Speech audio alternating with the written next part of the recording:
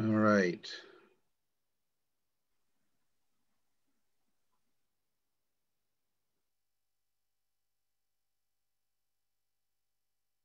All right, looks like we are going live right now. There it is to Facebook. So Will, you might be able to, or Stacy, you might be able to identify that now.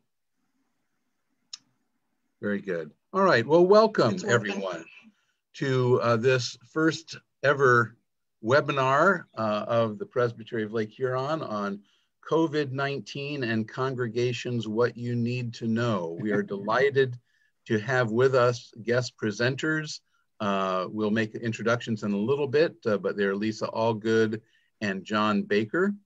And we are joined also by our tech people, Stacy Percy and Will Westerfield, who will be assisting during this time. I'm going to begin, first of all, by identifying a few Zoom protocols for our meeting. You will be muted, and Will is going to mute everyone other than me, I hope, right now. And then if you wish to speak, we ask that you use the raise your hand function on the participant list. You'll need to open the participant list to do that. There's a button at the bottom of the list that will say raise hand. Or you may also use the chat function to ask a question in the chat part of the meeting. And you'll see that we have a few statements there already in the chat room for people to read about the proceedings. So I'm going to move myself to speaker view so that whoever is speaking will get the full, there we go. Now that shows Scott Craner. I don't know why it's showing Scott Craner. But I'm speaking, it should be showing me. Are you seeing me? So I'm assuming that I can be seen by you, even though I can only see the last person who speaks. We can see it, Dan. Okay, very good. I'm actually probably going to go from speaker view to spotlight function as soon as we get people talking here. So yeah, I think it's recording my screen, so I don't want to show the speaker view until we're spotlighting. Okay, pardon me for all of these technical glitches. So yes, so you will want to unmute yourself if you wish to speak when you're recognized. Raise your hand in the participant list to be recognized, or ask a question in the chat function. And then also we are going to ask that we adopt a learning posture. So we're here to learn and to listen to each other, not to debate necessarily, okay? There may be some disagreements over things that are shared, especially when we get into the ministry part of our conversation. But hopefully we can phrase everything positively and for the good of the group.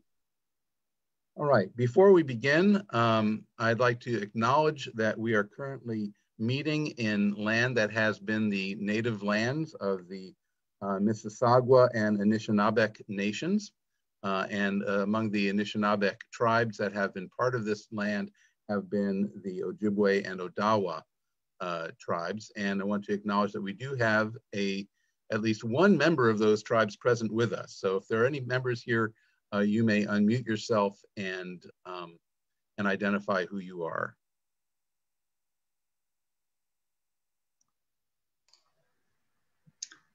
I'm a member of the Little Traverse Bay Bands of Ottawa Indians.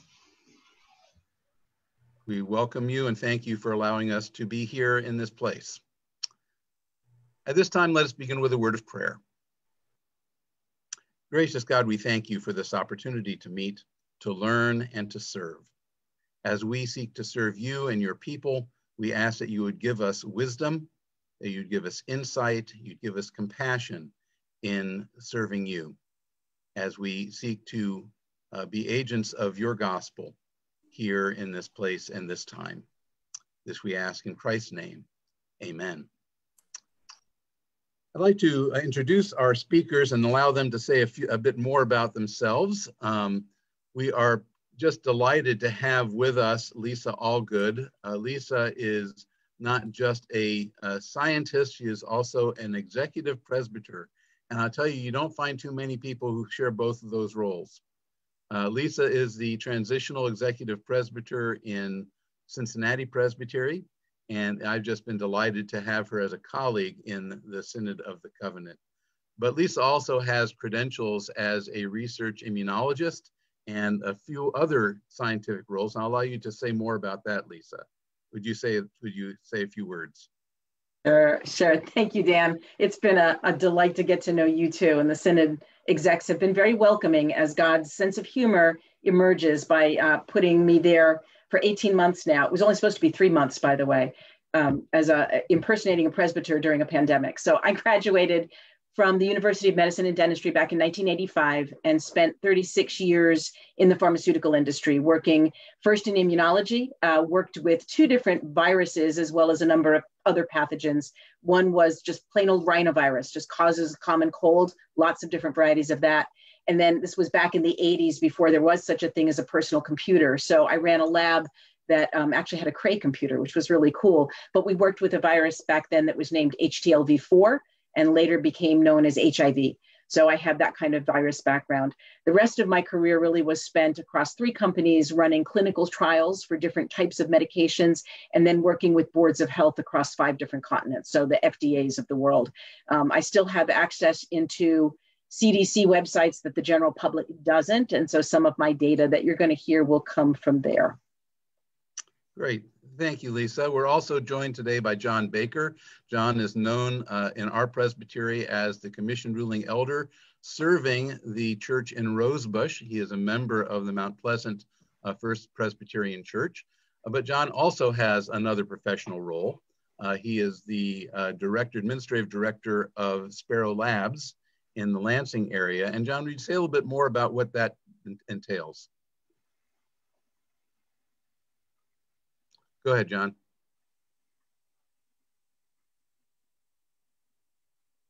We're not hearing you, John.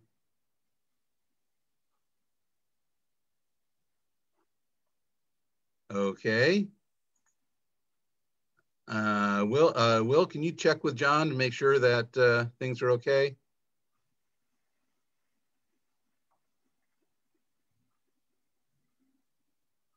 All right, I'll point out that John is a regular guest on the Fake News Fridays broadcast of Hillsdale Hospital, which is an effort of the hospital in Hillsdale to sort out COVID fact from fiction.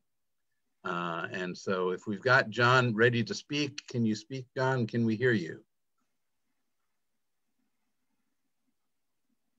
Maybe he can't hear you. As possible. So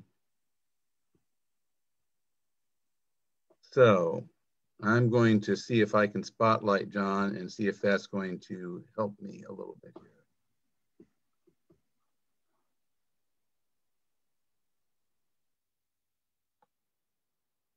There you are, John. You can see yourself. Can you speak to us? Can you hear us? Says he's connecting to audio and can't hear me yet. So hopefully that will connect.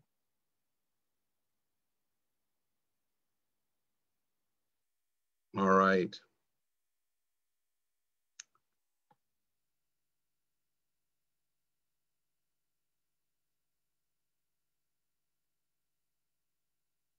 While John is trying to connect, we've got video only and no audio. I'll point out that we have 21 different congregations represented among us today, and 3 different presbyteries in addition to the Presbytery of Lake Huron. We have the Presbytery of Mackinac will be represented here. Jenny represents Presbytery of Detroit, and Lisa is from Presbytery of Cincinnati, as I indicated. Okay, John, you're gonna have to unmute now.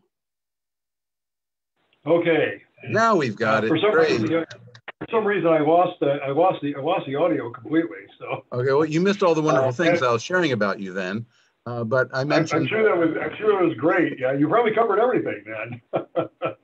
So Dan probably mentioned everyone knows me I run the laboratories for the Sparrow Health System, so been a little bit in the thick of things here. And my background is primarily microbiology, more on the bacteriology side, as well as infection prevention and epidemiology. So glad to be here for whatever I can add today.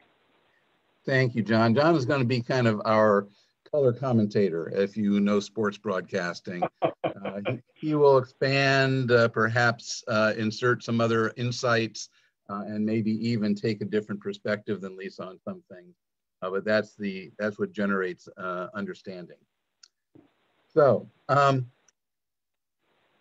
without further ado then, let's get into our presentation. And we're going to begin by asking some kind of medical and scientific questions to kind of create the fact base for our conversation.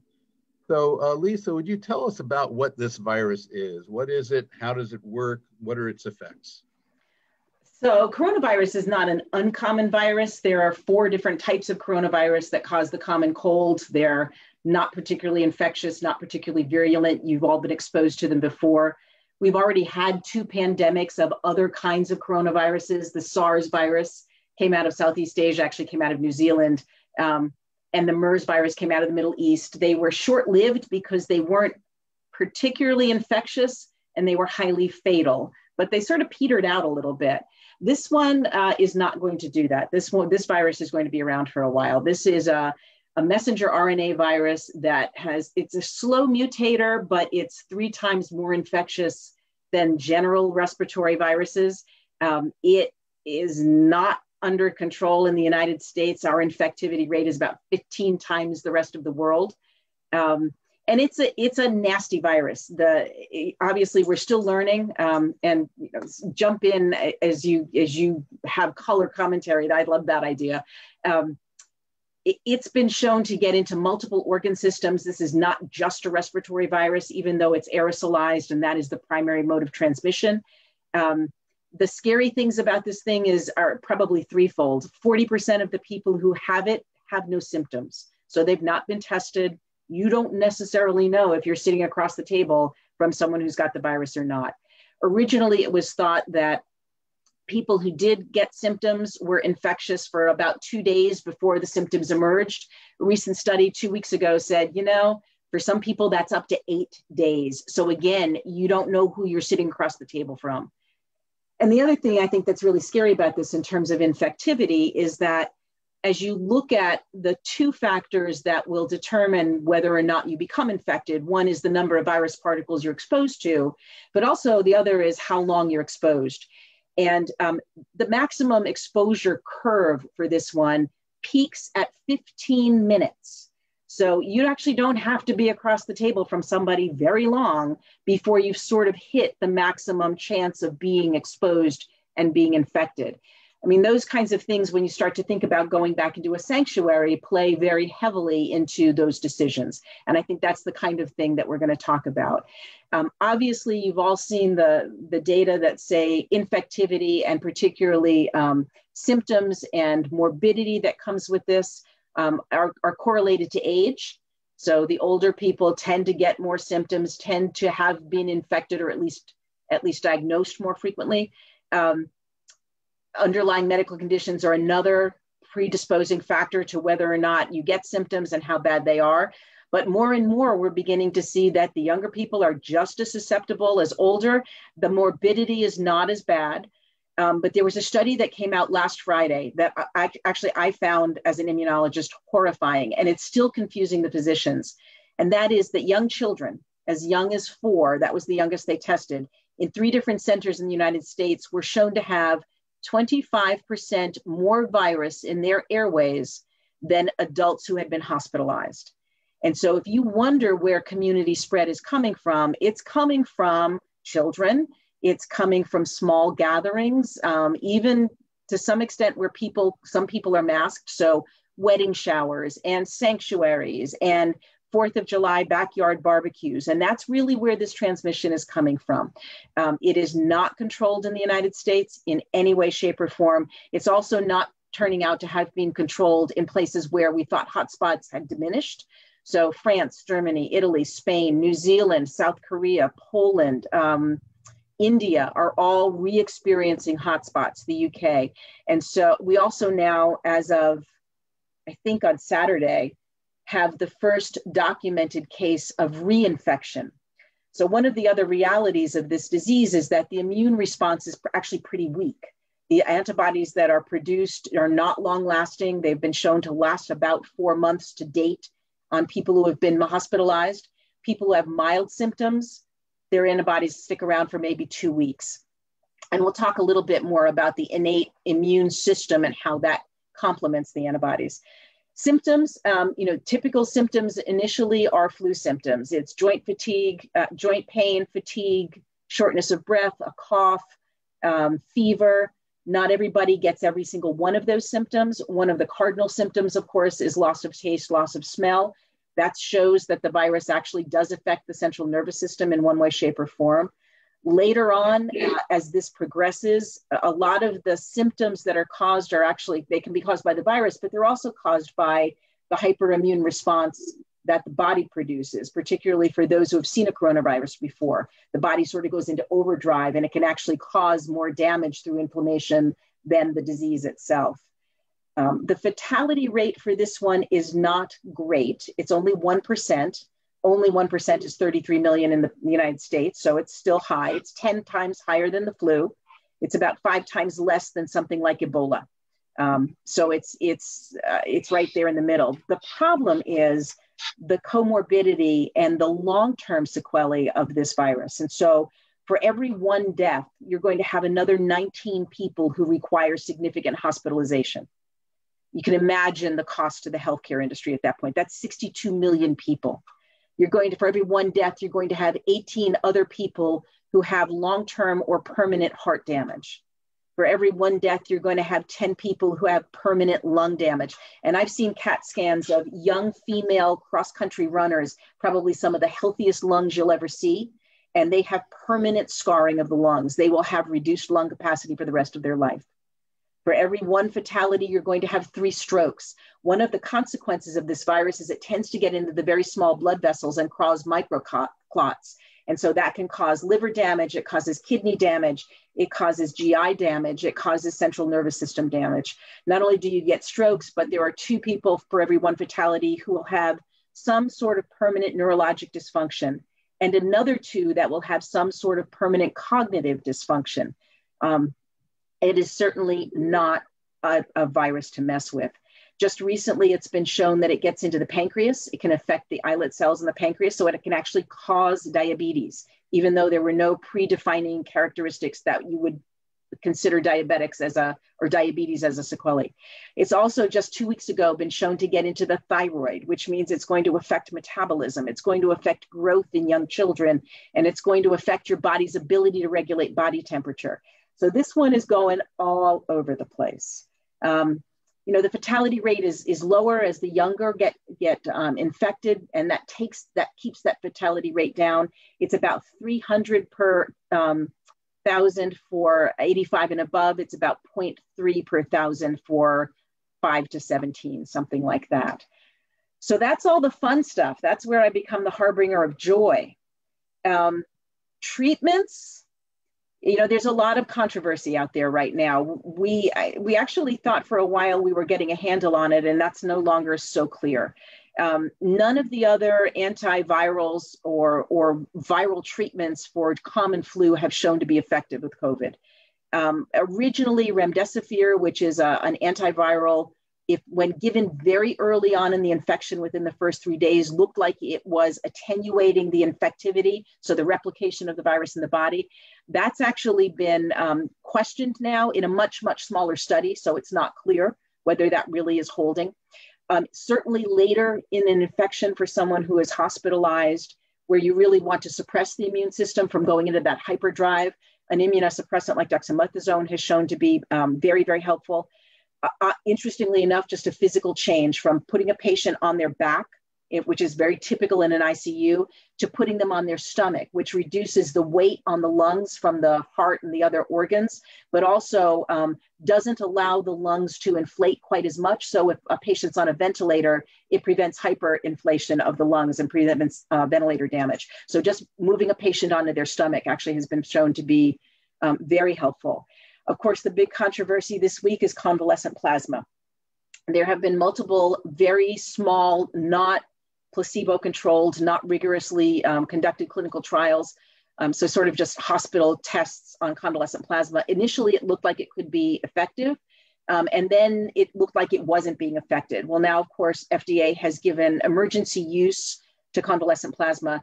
And honestly, the medical community has erupted. There really are not enough data to say whether that's right or not. There are no placebo-controlled trials. So that the jury is still out on that one. And then I'll go into vaccines, and then I'm going to let my colleague talk because I've just been rambling. Okay, we also have some other questions that are popping up. Okay, so go ahead. All right, so vaccines. So back in March, the United States government invested very heavily in 5 different companies in something called Operation Warp Speed. 2 other companies have now joined Operation Warp Speed. All of them but one are US companies. All of them actually have some vaccine experience. 2 of the companies that have now progressed into the very large clinical trials, phase 3 clinical trials, Moderna in Boston and Pfizer in New York, have what's called an mRNA vaccine prototype. And so the coronavirus is essentially a sack of fat with those protein spikes. You've all seen the scary pictures. And inside the genomic component is a single strand of messenger RNA. What these companies have done is taken snippets of the mRNA that are virulent, so they will infect a cell, but they're infectious, but they're not virulent. Sorry, they'll infect the cell, but they actually don't cause disease. And so what that does is it primes the immune system to recognize the mRNA and start to produce antibodies against the virus. The problem with that is that no mRNA virus has ever been commercialized in the US. So the long-term safety profile of that kind of virus really is not, or vaccine is not understood. And it also needs to be kept at minus 70 degrees Fahrenheit or lower for transportation and for storage. And that becomes really problematic. The other companies, Johnson & Johnson, AstraZeneca, which is actually a UK company, Sanofi GlaxoSmithKline have partnered together, Novavax, and then Merck, which is actually the first company I worked for. All are vaccine powerhouses. They're all doing a more traditional vaccine production where they will take a different kind of virus that's attenuated. So again, infectious, but not causing disease. And what they do is they actually attach part of the protein that is on the outside of the coronavirus shell. And that is also another way to prime the immune system to recognize the virus. Most of those are in phase 3 trials or going into phase 3 trials. They're all on the backs of very successful vaccines that have been commercialized for a long term, everything from mumps and rubella to an Ebola vaccine that was created by Merck last December and approved. So those are coming. It's likely we will have at least one of those vaccines approved by first quarter of next year. It's not likely that most of us on this call will get that vaccine until second or third quarter of next year. There just won't be enough around. They're talking about doing some virus challenge trials to speed creation of these vaccines and approval. That's unlikely, but I think by December, January, we'll see some vaccines looking close to approval. I'll stop rambling. How's that? No, that's wonderful. Thank you for that, Lisa. I'm going to invite John to comment, if you will, and particularly John, since you're closer to the hospital environment, what does this mean for our hospitals? What's the experience like on the floors? Well, sure, yeah, and well, thank you. You scared even me, which I think is a good thing. It is a time when we can get a little bit complacent. And one of the early things that she pointed out was the aspect of dose, and I think that's something for us all to keep in mind as we look at what our practices and procedures are. You know, it's dose, it's time of contact, and it gives a better idea, in terms of understanding how effective various measures we take will be. The hospital, we went from watching curves that were going straight up, converting several of our floors and opening up old parts of the hospital that we hadn't used in many years, and dedicated COVID floors, and tons of patients on ventilators, and a really, really grim outlook with some of the social distancing and other rules driving both the incidence of the disease down, as well as some of the severity, which kind of comes back to the dose. But and so then things lightened up a little bit in terms of we were seeing the case counts went down, the hospitalization rates went down, and everybody eased up a little bit. We closed down the incident command center where we'd all lived for a while, and everybody took a little break, unless you were in the lab. And then you never got a break because, all anyone wants to talk about is, can I get a test, and when can I get it done? How many thousands can you do? So we didn't get very much of a break from that. And what we're seeing today is, we're starting to see increased numbers of cases. We're starting to see increased hospitalization rates. A little bit of change in the kind of thing that we're seeing. We're not seeing as many patients on ventilators. Both because of the severity and because the concept of how you treat these patients is certainly changed. Fewer patients are placed on ventilators early on, which is what they thought was the best treatment before. So we're starting to see things kind of crank back up again. We were getting ready for the full-scale opening of Michigan State University, and they didn't really do that. There's not a very large number of students on campus, and but we're starting to see a number of cases among those students, or at least students testing positive. So that's kind of what the outlook looks like for us today. It's kind of keeping us busy enough. Thank you, John. Lisa, you mentioned that the incidence of lung damage and heart damage are high. What's causing this to have those long-term effects? It's twofold. It's the immune response itself causing inflammation in the heart tissue and inflammation in the lung tissue, because that tissue is so fragile. It literally scars it. So you can actually seal the bottom part of your lung or wherever the lung infection is. But in the case of the cardiac in particular, it's also been shown that the virus gets into the cardiac tissue. And so it can actually cause, just because it's infecting the cells of the cardiac muscle, it can actually cause damage directly. And you mentioned the neurological damage that can accompany this. And how's that? Yeah, and that's not actually all that well understood. A lot of it is the microclots that are caused in the vascular system. Again, a very strange place for this kind of virus to go, but it's prevalent. And so things like that will cause the strokes and some of the permanent neurological deficiencies, because it's literally shutting down blood flow to parts of the brain. But there's been at least one episode of psychosis that has erupted from this. And that's not just vascular. So there's something else going on. There has been evidence of virus showing up across the blood-brain barrier. That I haven't seen a lot of that, but there was at least one suggestion of that. So this virus just goes all over the place. Now, we know that there are, some demographic profiles that seem to be more, have more issues with the virus than with others. How much of this is biological or genetic? How much of it is due to, access to healthcare or other issues? Yeah, I mean, I think nobody really knows at this point how much the genetics are. With various viruses, there's always if you have this blood type, you're better protected. There are other viruses where types A and B seem to be better protected. With coronavirus, it looks like it could be O type.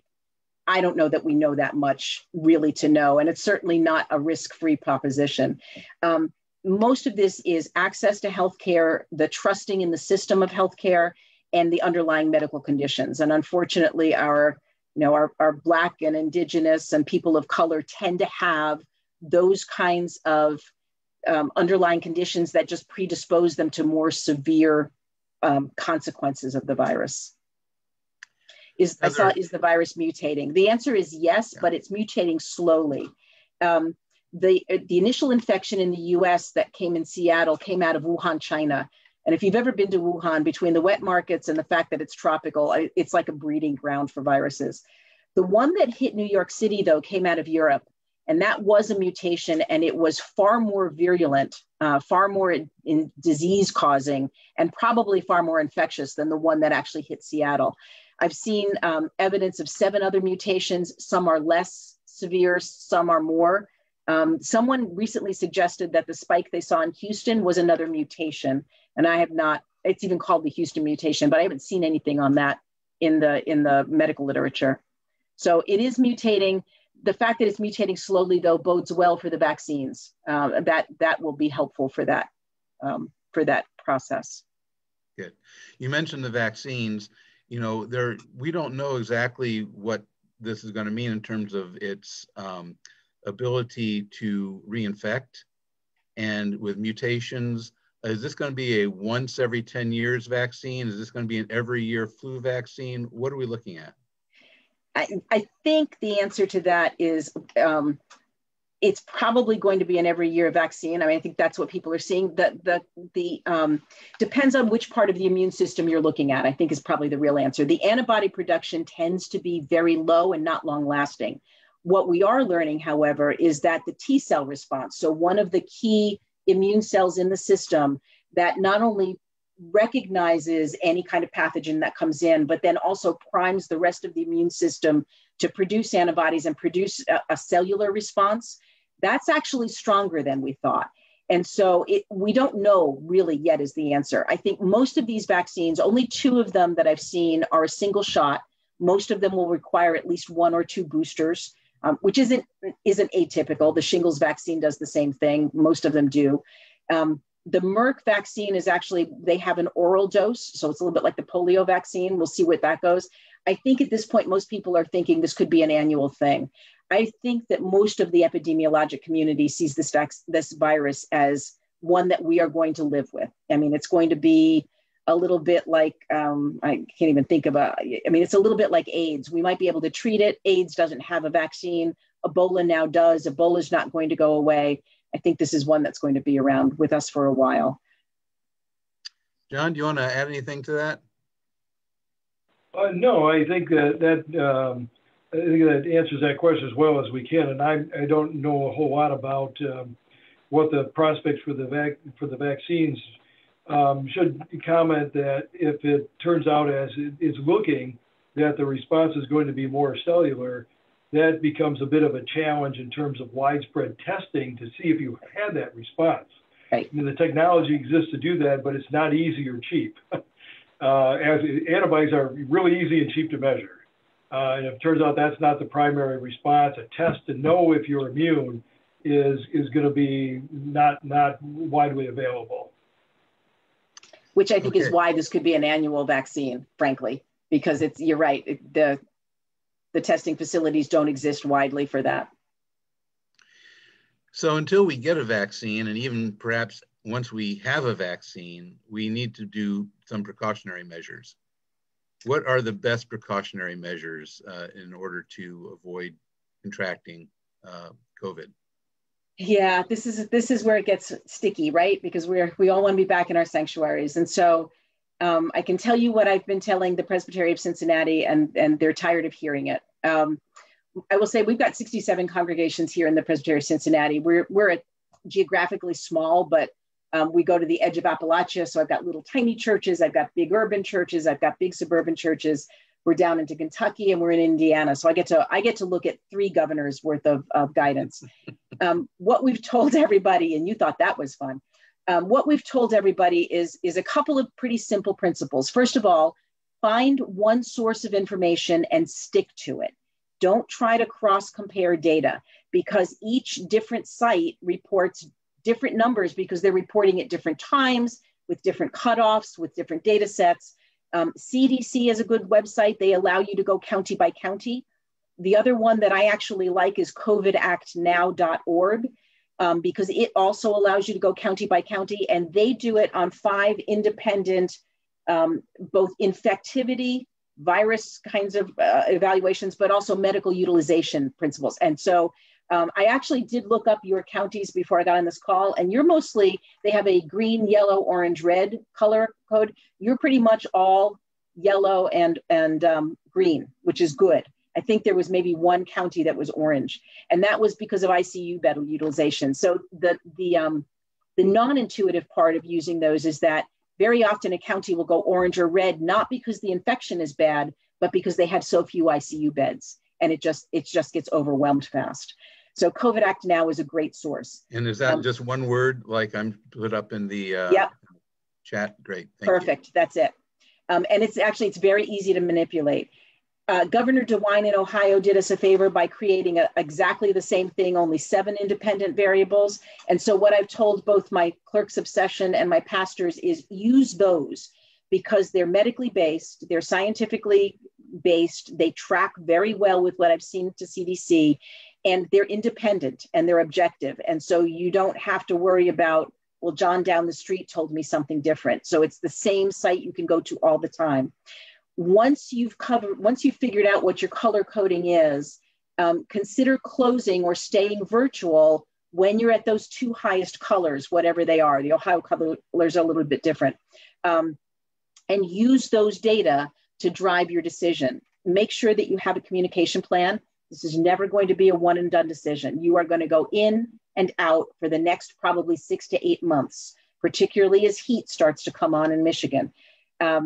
So make sure that you have a communication plan. Make sure you have a decision tree. And Dan, I can shoot you an example of one of the ones the church here did, and it's actually a pretty good one. So I'll send that on to you. You're free to distribute it. Great, thank you. Stacy manages our COVID resource page. Stacy, I'll send it on to you. I have your email. We've also told people, of the 67 congregations I've only got 15 that have gone back in any way, shape, or form. About half of those are outdoors. Outdoors is much better than indoors. It's about 20-fold less chance that you're going to get infected. And it's because there's a single source of air and it only flows one way, and you're not circulating in a closed space. If you are back in the sanctuary, don't use your air conditioner. Don't use ceiling fans. And when heat comes on, don't use the heat, at least while people are in the sanctuary. So if you think about it, and I've had people push back and say, oh, but I have this awesome HEPA filter. Well, that's great for about the first 10 seconds that the air leaves the unit. But think about what it does. It pushes it down on the people who are sitting in the sanctuary, and then it circulates it around, and then it goes back to the return. And so if you're circulating it around someone who's infectious, you are now circulating exhaled infected air. There was one study that was published out of Wuhan. There's 2 more in the United States that are about to be published, where they literally were in a restaurant, which is a great metaphor for a small sanctuary, no outside airflow, with an air conditioner that went one way, and they could track the one infected person and all of the people around them that were infected because that air conditioning was on. So what we've told our churches is, if you've got windows that open or doors that open where you can create cross ventilation, do that. Most of my churches are much older, they don't. So what we've told them is, if you're going to be back in the sanctuary, put the air conditioning or the heat on for 24 hours before. Cool it down, heat it up, whichever you got to do, and then turn it off while people are in the sanctuary. So at least you're not circulating the air, and then turn it back on and seal the sanctuary when they leave. Masks, definitely at all times. We have, everybody's put, 6 feet of separation, and that may not be enough depending on how vulnerable your population is. You may want to go more. We've told them, limit the number of things that get touched by the number of people. Collection plates in the back, let people put their offerings in so that it's not being passed around and it's just the person that's touching it. Communion, the same thing. Those little prepackaged wafer and juice, they taste awful, but if you can put those in the back of the sanctuary, people can pick up their own and then nobody touches anything. I have one congregation that was putting it out with gloves and tongs, but somebody still had to prepare the juice and the bread, and so that wasn't so happy. The big one, of course, is no singing. And I know that's hard, but as somebody who used to sing in New York, I know it's tough. But if you think about singing, think about it as 4 minutes of a sustained cough. And a cough travels at 50 miles an hour. And Dan, I've got some great videos that are actually on my Facebook, but I'll send them to you, about how far a singer's projection will go. And it's 18 to 24 feet. So 6 feet of separation, if you're not masked and singing, is not going to be helpful. Masks work. I'm going to send you another video on how well masks work. So you can put all that on your website. If you sing with a mask, it's hard to take a deep breath, but it's better than singing without masks if you've got to do it. That one is really, really a no-no. Here in Cincinnati, we have the Cincinnati Conservatory of Music. So a lot of our churches take care of young opera singers who can certainly project.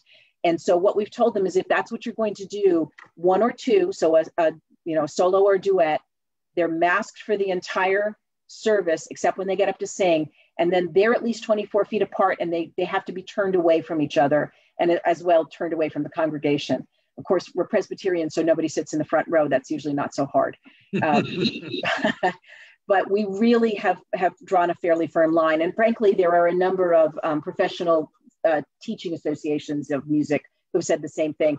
The same way, no wind instruments, no brass instruments, nothing that's going to project air. If you need instruments, the organ's great, the piano's great, violins and cellos are terrific, but nothing that requires blowing air. That's pretty much the bulk of it. It's really a lot of common sense. We have some congregations, a few congregations that are meeting in person. And I know at least a couple that occasionally have people show up or maybe even regularly show up without a mask. And they may be putting them in the back row or in another room. What's your suggestion? Have masks on hand and insist. I think one of the things that we had to re-educate our sessions on was that they are responsible for building utilization. So they are responsible for the requirements before anybody can come in the building. And if they're going to ensure that masks are on, then they both have to make sure masks are available, and they have to police it. It can't be the pastor who does that. That's not the pastor's role. If people come in without masks, put them in a different room. I hadn't heard that one before. I think the best thing you can do is make sure that they're at least 6 feet away or 12 feet away from everybody else. I think the other thing that we've been talking about, because churches are so good about allowing other groups to use their facilities, Alcoholics Anonymous, Boy Scouts, all of that. And what we've told the churches is, first of all, even just for worship, really limit the number of places people can go in the building. The virus lasts for about 3 to 4 days on impermeable surfaces, doorknobs, light switches, wooden pews. It lasts about 1 to 2 days on permeable surfaces, so hymnals and paper. Most of our churches are pre-printing. If they're singing, even with masks on, they pre-print the hymns, and they've taken the hymnals out of the pews. And they put that back with the bulletins, back with the collection plates, so everybody picks up their own. If you have groups meeting in your building, try and limit them to a single room on different days so that you can clean it out ahead of time and make sure that they're following the same requirements that you're asking your congregants to follow: masks, hand washing, sanitization, clean behind you. Bathrooms are the other tough ones. I have one bigger church that has a huge sanctuary. They've locked off the whole rest of the building, but they've actually marked off 6 feet in their hallway that go to the 2 ladies' men's rooms. And they actually have people line up, and they have alcohol wipes in the bathrooms. And so one person at a time, they have to wipe down every surface they've touched, and then the next person can go in. And so that feels a little extreme, but it's actually a really good practice. I'm going to invite John to add anything he may want to at this time. No, I think I was thinking about the mask question, and this is a tough one, but I really think you just have to say you can't come in without a mask, and we have to kind of stick to that. We had one person that got upset about that. I imagine you'll have a few other ones, and it's tough because there's a lot of rhetoric out there about masks. I think you mentioned before, the little program I'm on occasionally, the Fake News Friday. That occurs in Hillsdale, Michigan, which is one of the most conservative places on earth. And J.J. Hodshire, the hospital president, is the chairman of the county Republican Party. And so that's the position he's in, and he's stuck with telling everybody it's not political. You need to wear your mask. This is real, And so, we kind of, it's sometimes tough to get by some of that, and you'll get some various pushback. But I would say, the mask thing is, and I think one of the things that Lisa said that I wrote down that I thought was very important was, pick one source And then one of the things that I think maybe, I don't know, I haven't done it as good a job as I could have in talking to our congregation, and I expect the other ones, is that, have a plan and you might be back and then you might close again, you might be back again. And we've been through one cycle of that. We were in person for a couple of weeks and, we closed back down again and went back to virtual. So maybe just prepare people. It's going to go back and forth. Yeah. Right. So every church should have not just a reopening strategy, but a reclosing strategy. Absolutely. With protocols and benchmarks for that. And I think, John, I'm going to build on your thing about masks too. We get a lot of questions about, particularly for pastors who have older congregations where lip reading is actually important.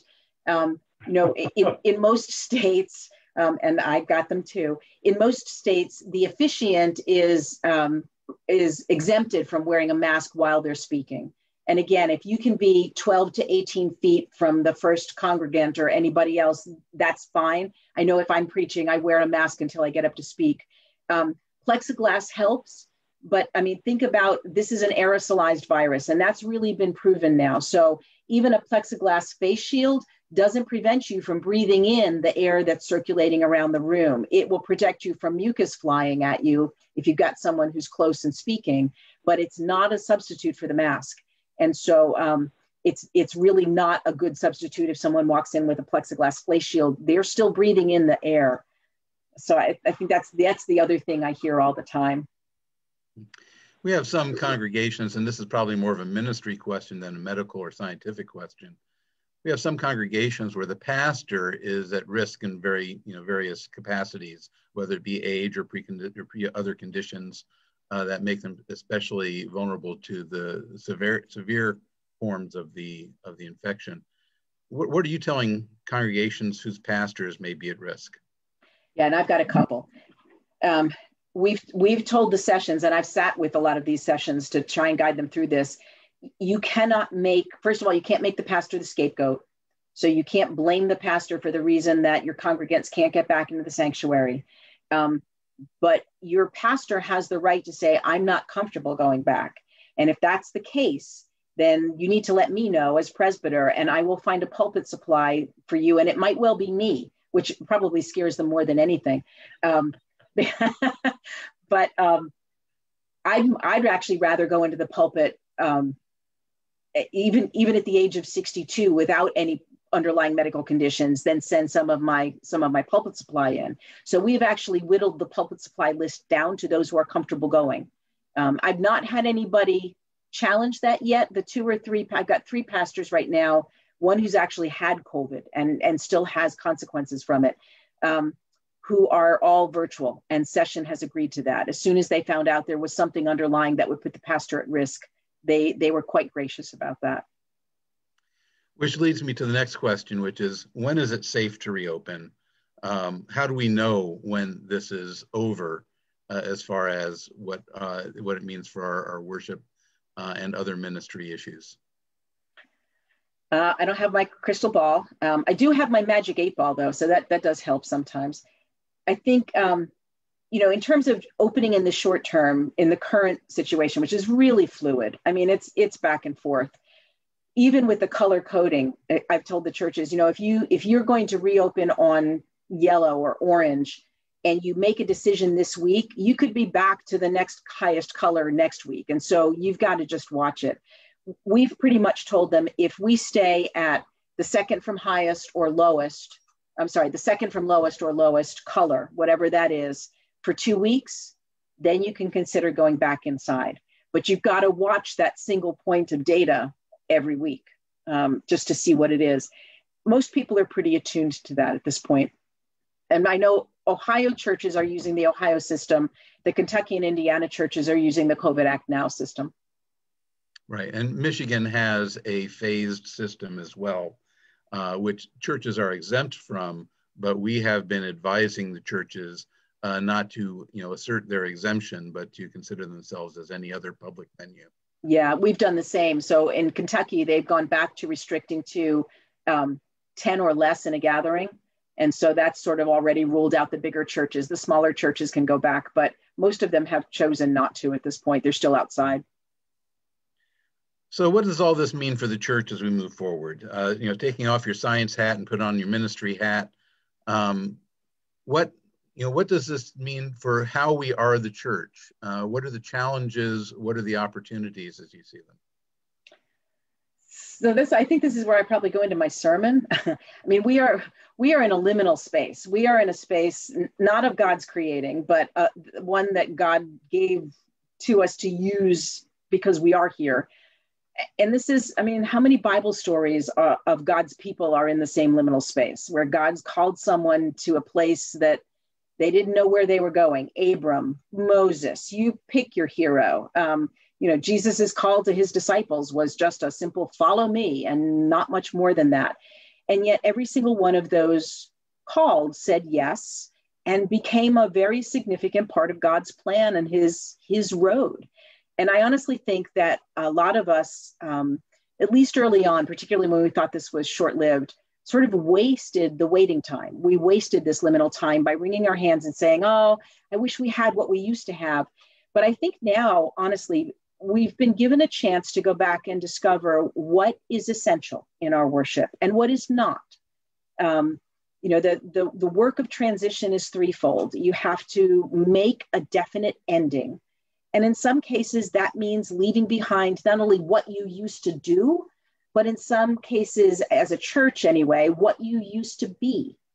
And so spending time in this liminal space and really trying to figure out what's important and what can we be moving forward, then that deliberate, intentional beginning has just tremendous power and creativity associated with it.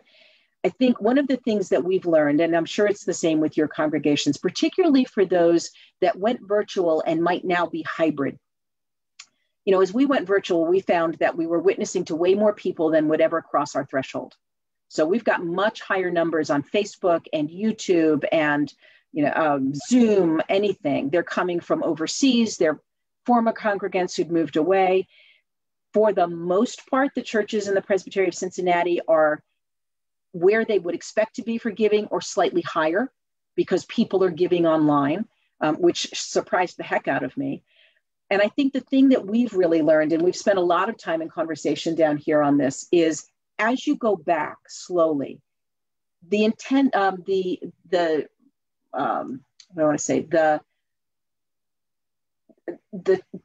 thing that you're going to want to do is you're going to want to preach to the people in the pews again, because that's what you're used to doing. Pastors get energy, just like an actor gets energy from the congregation, from an audience. But the reality is you really want to, of course, first honor God and worship God. But second, you want to be preaching to the people online because one, they're probably doing the better Christian witness for whatever reason they chose to stay online. And two, if you don't, and you're focusing on the people in the pews and the sanctuary, and you sort of just say, yeah, you're up there in the balcony, it's a little bit like sending the kids to bed while the party's still going on downstairs, and you're going to lose them. You're not only going to lose them, even if they are your congregation members. And I speak from personal experience with this. As soon as the Zoom, Facebook Live, laptop in front of the pastor moved up to a balcony, you lost me. I am no longer part of that worship experience. And so what we've been telling the pastors is make sure that you're focusing on them wherever they are. And the people in the sanctuary are witnesses to that. And they become part of that celebration. And it really has changed the way our worship has gone. And it's been really beautiful to watch. Yeah, I think one of the issues is that we are facing a wholesale shift in how people go to church. Yes. And we want to minister to the way that we used to be.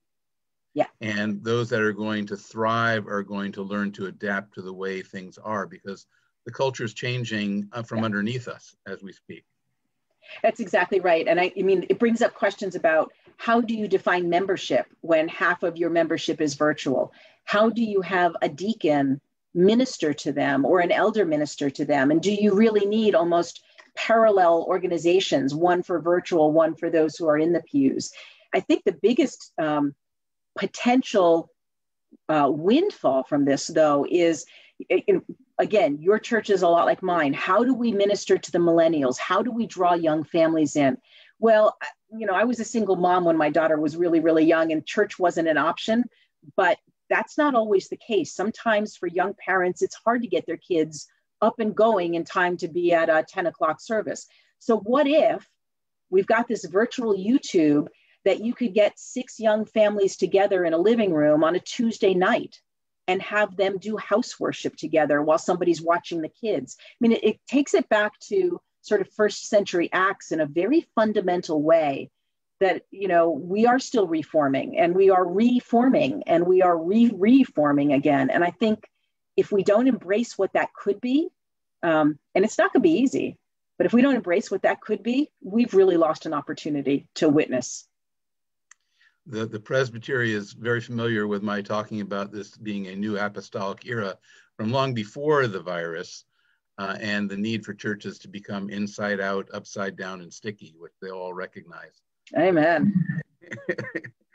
So this is a good time. John, if you want to share something about your experience in ministry on these issues of what the church is becoming and how we can adapt, I'd appreciate that. And then we'll go to other questions.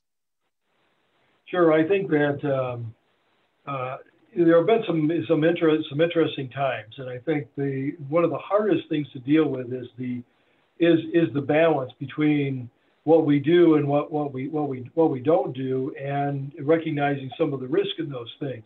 You know, on the non-ministry side, you know, one of the challenges we have is making sure that people still come to the hospital when their chest hurts, and you know that's very important.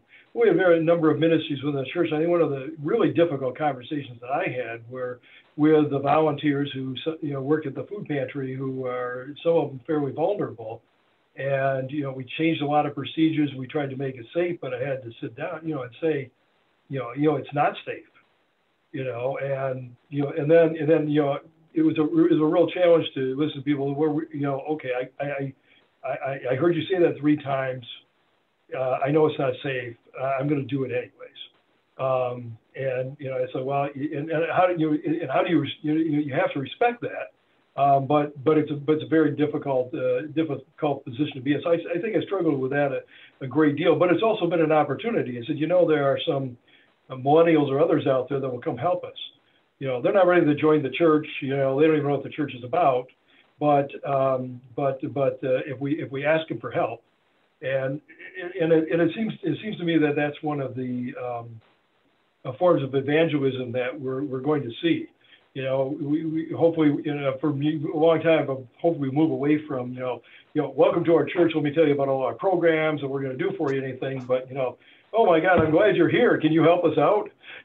Which I think is much more appealing, anyways. But so those have been some of the challenges for me. Now I've had maybe the opposite challenge in terms of opening and closing the church that many other people have had. You know, I know because I read in some of the forums where something like, you know, I just don't know what to do. The session voted last night that we're going to have in-person worship, and I don't think it's a good idea and everything. And you know, I have a session that just says, "Oh, John, whatever you say," you know, which puts a tremendous burden on me because you know it's very clear that if we have in-person worship, it's like I made that decision. So. But the good thing about it's made me be more cautious as well. But and as Lisa mentioned, we have a lot of people talking about it's like, who are all these people that are online, you know? And we're reaching out and we're hearing from some of them. So it's a new thing to navigate. It's been fairly interesting. Good, thank you. Jenny Saperstein has asked, for people who really do need interpersonal relationship and ministry and presence with one another, what can we do to help them safely without going back to the way it was? In other words, how do we address the psychological effects and isolation issues related to the pandemic? Lisa, do you want to chime in? Yeah, and that's a great question. And I think it goes a little bit also to the groups that rely on church space to meet and rely on meeting together for their product, whatever that is. And I don't have any magic answers. I mean, honestly, you as trained theologians and pastors are probably better placed to answer this than I am. But I do know that we have people who will go out masked and bring groceries. We still have people who will drive people to doctor's appointments when there's an emergency. Obviously, all of the routine stuff is that people are being much, much more cautious about, to John's point, which is scary. I mean, that's going to lead to different medical issues much down the road. We've done a couple of different things virtually that the Presbytery has supported. We have a Ruling Elder Preaching Institute we do every year. We did that virtually. And then we had the final delivery of their sermons. We did that, 12 feet distance, masked and in person. And that was really fun. We did, for the first time, we did a Youth Preaching Institute this year. And I'll tell you what, those 16-year-olds go deeper on scripture than most adults I know. And we did the same thing. We're going to make a service out of that. We have brought some of the smaller groups together in different churches. Again, distanced, masked, nothing touched, just for conversation, just for a half hour, just to check in. Zoom has actually, and Facebook Live have both proven to be good for that, because people can interact in one way, shape, or form. Even the chats in Zoom or the chats in Facebook have been life-giving for people. And then we have, I think we've really asked the elders and the deacons to step it up. We've had almost every single church now has adopted something called an elder in touch list. So the elders get a breakdown of their congregations where everybody's assigned 6 to 10 or however big the congregation is, and they make regular phone calls and they send cards and they ask what you need and they check in on how's your son, how's your husband, how's your dog, kind of thing. And that kind of contact is just priceless. Same with the deacons, particularly for new moms who are going to feel isolated and life is different anyway. And now it's super scary. And for shut-ins, I think, and it's a little bit of deja vu all over again. I come from New York City, so I have to quote Yogi Berra in there somewhere, but we've been here before. This isn't really different. It's just distant. And I think the difference in those two words is important. Jenny, your church is small enough that you can all gather on Zoom together. What are you doing to help, meet each other's social needs?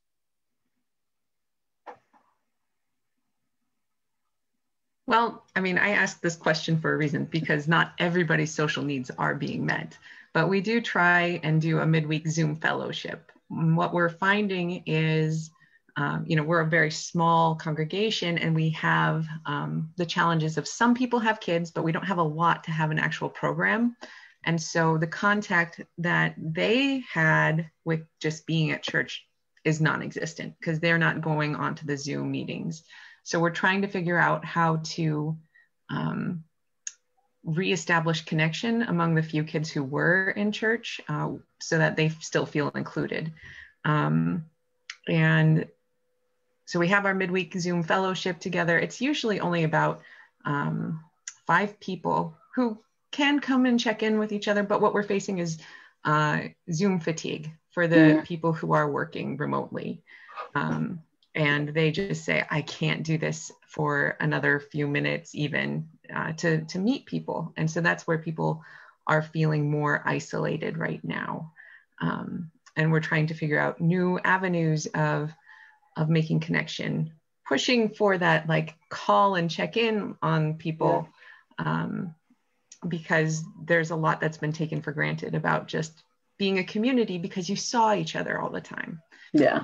Have those conversations casually, and that's not happening now.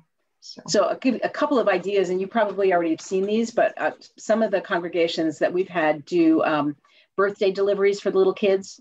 They do drive-by parades. Congregation members get in their cars and do parades by with balloons and things like that. We did that for graduation for a couple of the bigger neighborhoods as well.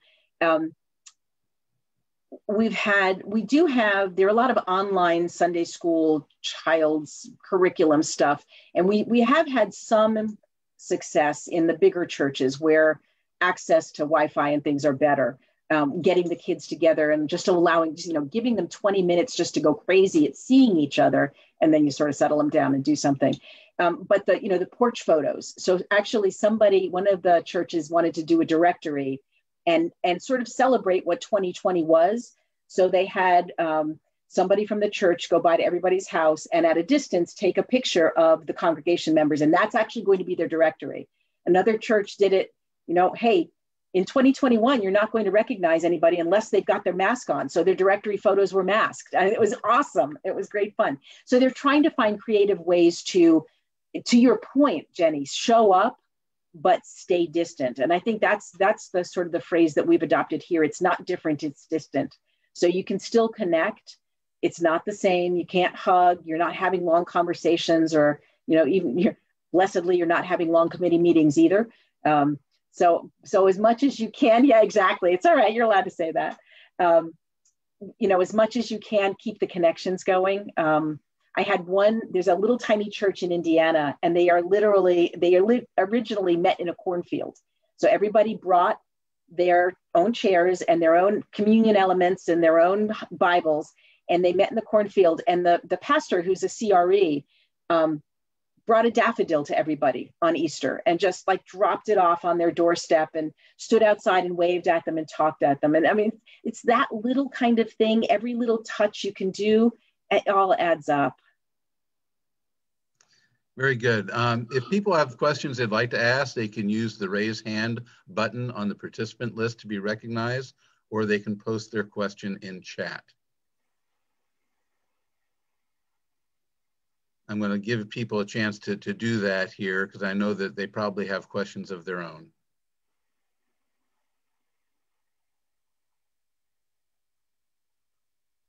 I'm not seeing anyone just yet. Okay, maybe people don't have questions. If you have a question and you can't access the others, just speak up and we'll pay attention to you. And I'm happy to answer questions if they come up later too. I mean, just email. Dan knows how to get a hold of me, so. Okay. Susan recognizes we've been very thorough, and that is certainly true. And, we really do appreciate Lisa and John for taking time out of their busy schedules to share with us.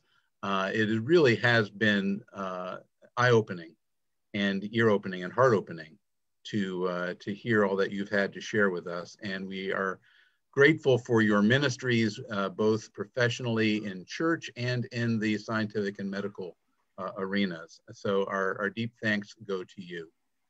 And so there being no other questions having been raised, I'm just going to close this in a word of prayer. Let us pray.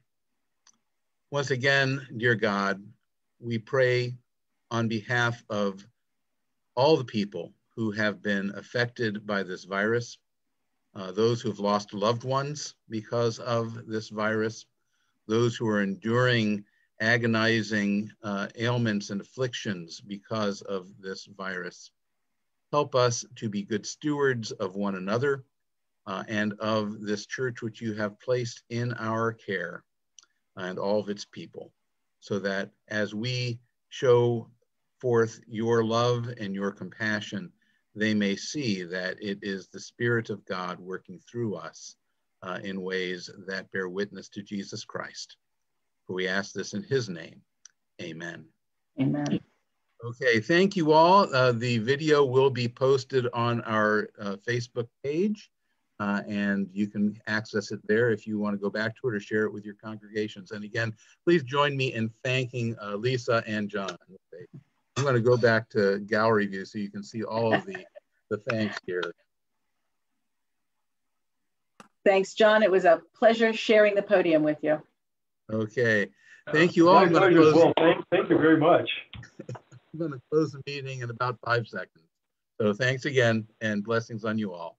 Be blessed.